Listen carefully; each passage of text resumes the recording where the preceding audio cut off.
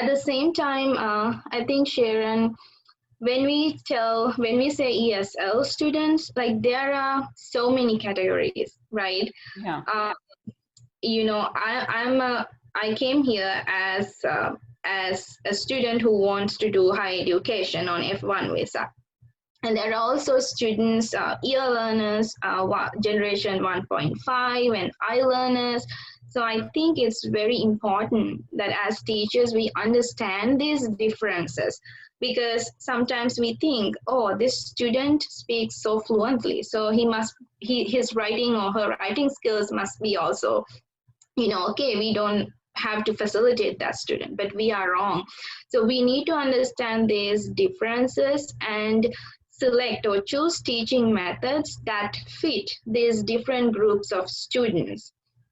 So for that, I think we should be willing to understand their background. So where they came from, what their learning practices were back in their country, Mm-hmm. and what their attitudes to learning English, what their beliefs are, and what they are good at, what they are not good at. So it's really, we should be willing to understand our students. And then I think we need to choose the best practices that match different types of students. Yeah, I mean, that's kind of one of the dangers of, having this term international students, because it creates Right. this box. And once we put them in a box, we're like, oh, well, that's international student. And just like you said, there's so many complexities that each person brings to their learning experience that you don't know unless you do like a needs assessment, or you find out, what is their educational background. I mean, you should be doing that anyway, no matter who your learners are.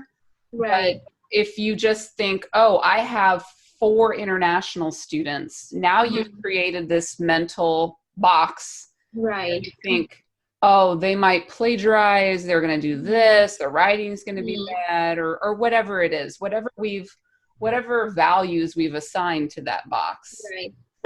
So, correct. Yes, I think there are so many misconceptions as what these students areas are, but I think even each and every student is unique in their own way. So, and I had this great experience working at the University Writing Center at Rice State. So that's a place where I came into contact with both native English speakers as well as non-native English speakers. So, so when I was like tutoring both the groups, I found that the language issues of native English speakers that may be same, but the way we address them should be different. Sometimes for a grammar point, if I give an example to explain that for a native speaker, they would understand. But for an ESL learner, they had learned English a lot through rote learning or memorization.